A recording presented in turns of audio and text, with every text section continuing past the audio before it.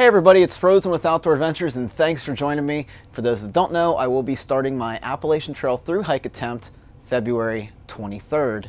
So before we get into the thru hike, I wanted to kind of go over the gear that I'm bringing. You can see there's a lot of gear right here. This is only part of what I'm going to be bringing. Now, for those wondering, why do I have 5 different quilts over here? I'm going to get into that in just a second. Now, because I'm leaving early, I'm expecting colder weather, obviously, especially in the Great Smoky Mountains, and I am going to be in a hammock most of the time, but in the Smokies, I'm required to stay in the shelter if there's enough room. You're not allowed to camp in the surrounding area until the shelters are full, so I have to make a little different setup when I get to that point and some other points along the trail, which we're going to get into. Let's first start out this video with the backpack that I have chosen. After only 2 trips, I have decided to choose the Light AF Curve 35 backpack. Now this is a completely Dyneema composite fabric backpack. Light AF they're a pretty new company. They were started in July of 2018. The owner's name is Chris, and I got to meet him at an Ohio backpackers meetup we did for YouTube a couple months ago. Talking with him, got to try on some products and really found the Curve 35 to be really comfortable. So that's the backpack that I have decided to go with. Now, a cool thing about this backpack is its weight. It weighs under, I think 14 ounces for the backpack. Speaking of which, I don't know what everything weighs off the top of my head. I'm going to flash it on the screen in ounces, in grams for our metric friends out there, so you know exactly the weight of everything that I'm bringing. But I believe this backpack is under 14 ounces. It has pretty much any feature that I want, and it does not have a hip belt attached to it. I've been able to tweak my setup, get everything dialed down these past 4.5 years, and my base weight for normal trips hovers around the 8.5 to 8.9 pound range.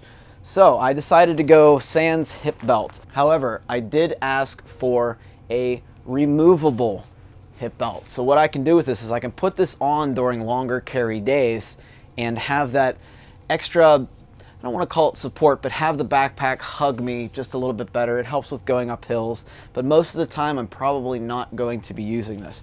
However, when I first start out, because I'm carrying some extra clothing like gloves and a hat, some extra layers, and more than likely I'll have gloves on my hands for the first portion of the trail, I decided to get well, Chris actually sent me this. He sent me a removable fanny pack. And not only is it a fanny pack, pretty big size, but also has a little bit of stretchy mesh to stash your garbage or whatever you can think of putting in here. I think this is going to be great to hold my phone, my gloves, like I said, maybe a hat, some extra clothes, whatever I find use for, and it's going to be giving me that extra support.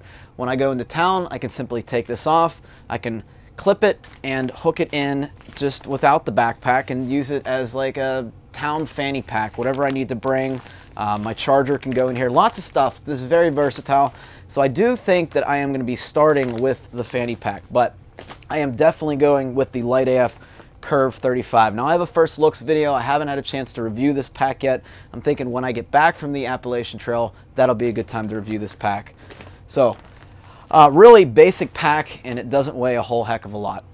Lining the pack to add to its waterproofness. Now this is Cuban fiber, Dyneema composite fabric, so the fabric itself is waterproof, but not the, the mesh pockets or the bottom pocket or anything like that. I will also be adding some extra water protection by using a nyloflume bag. Really light. It's made of polycro, like window insulation type of material, and it's really light. This one right here I've used for, I'd say, 1.5 years now, and there's no signs of wearing whatsoever. However, I will be starting out with a brand new nyloflume bag as we get closer to the February 23rd start date. So switching gears and moving on over to my shelter system, I am, like I said, going to be sleeping in a hammock primarily. The hammock I've chosen for this trip is the Dream Hammock Darien, and I absolutely love this hammock. It gets me such a good night's sleep. I have a full review on this. I'll flash it up in the suggested videos if you want to take a further look at it. But this is the hammock that I will be bringing. Over top of me for rain and weather protection, I have a Hammock Gear Dyneema composite fabric, Cuban fiber, 11-foot standard tarp with the doors. I really like the door option on here. I have another video all about going in depth with this tarp and some of the mods and additions that I've made, like adding the Dutchware continuous ridgeline, some of the Dutchware hookworms, etc., etc. You can check that video also in the cards above. But this has great coverage. I think it's just exactly what I need, and it's been going great. This tarp is actually, I think, 2.5, maybe 3 years old at this point, but it should be perfectly fine for a thru hike, and I'm not really worried about it. If I do have punctures and tears or something in it, or if just it needs retaped, I do carry some Cuban fiber tape in my miscellaneous kit, which we'll be covering in a later video. To stake everything down, I have 4 MSR groundhog stakes with the guy lines attached to the stake and not the tarp. So I will be using this, and I keep them in a light AF. This is actually a custom bag that Chris made for me.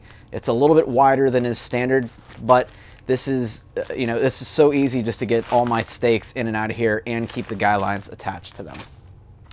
Finally, I will be taking a pillow. I did the whole clothes in the stuff sack thing. Not really my deal, not really my gig here.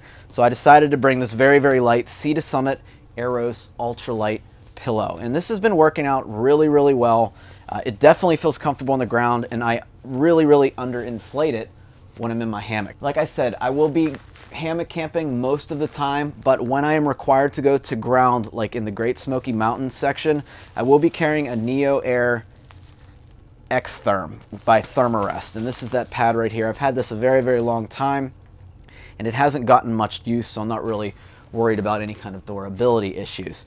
But this is the pad I'm going to be taking. I'm not bringing the pump sack or stuff sack, whatever you want to call it. I'm just going to blow air straight into it. Now, I've heard that that's not a good idea because mold will start to generate. That myth has been completely disproven multiple times. A former thru hiker named Bigfoot actually cut his pad open.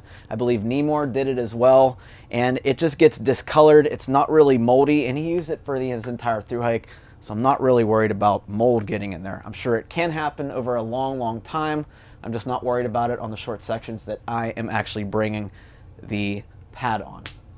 Let's switch gears here and talk a little bit about the quilts that I'll be bringing on this trip. Now, the reason why there's so many quilts is here, I'm a lucky guy. The money earned from this channel and from all of you have really helped me get a wide variety of temperature ranges on my quilts, and I can't thank you enough for making this hike that much more comfortable for me, because seriously, without you guys, I would not have been able to afford this many quilts. I also have a set of 0-degree quilts, which I'm hoping I don't have to resort to, but as I continue to check the weather and we get closer and closer to the start date, I will make adjustments as necessary. So let's start with the 2 quilts that I'll be starting with. They're both 20-degree quilts by Hammock Gear. This is a 20-degree burrow, and this is a 20-degree incubator. So this is a under quilt, and this is a top quilt. Now, like I said, I'll be bringing a hammock, so you need something to insulate you from convection of the air, similar to how you use a pad to insulate you from conduction from the ground when you're sleeping in a tent or under a tarp. So I will be taking both of these quilts, and when I get to the Smokies, this will also be coming with me. Now, as the temperature warms up, I will be sending the incubator home from Hammock Gear and opting for a 30-degree Enlightened Equipment Revolt. That is also an under quilt. So we have that option at my disposal. And as it warms up even further, I will be opting for a Hammock Gear Burrow 40-degree. If it happens to warm up consistently above 60 degrees, I will be sending all these quilts home and opting for the last 2 options. They're both 40 degrees.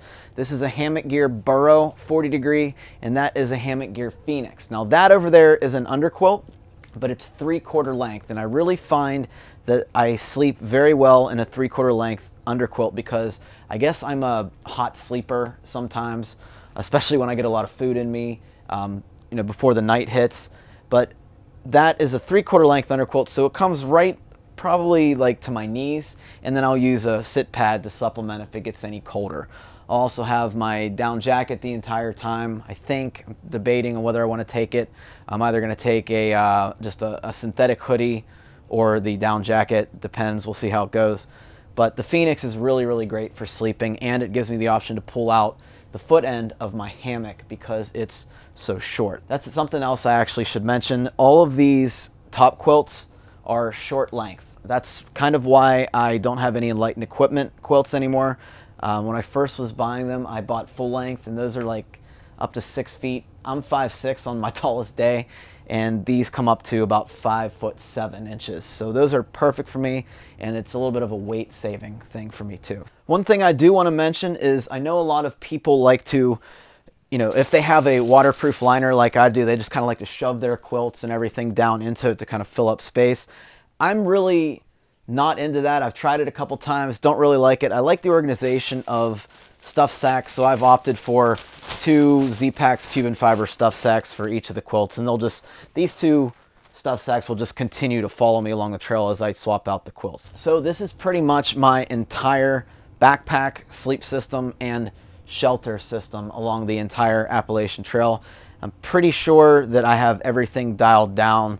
I do want to find the lower limits of these 2 quilts right here just to make sure that I'm comfortable at 20. They haven't seen 20 degrees yet, and I really, really want to wait for a cold day, probably like 10-15 degrees, and go out and make sure that these are comfortable. Now the other quilts I've tested thoroughly, and they are well within their expected temperature ranges. So guys, that pretty much wraps up my shelter, backpack, and sleep system. If you have any questions, don't hesitate to let me know in the comments section. I'll be sure to get back to you as soon as I can. If you'd like to follow my hike, you can do it here on YouTube, or you can do it on Instagram at frozensoutdooradventures. So feel free to like, comment, share, subscribe, and I'll see you in the next video.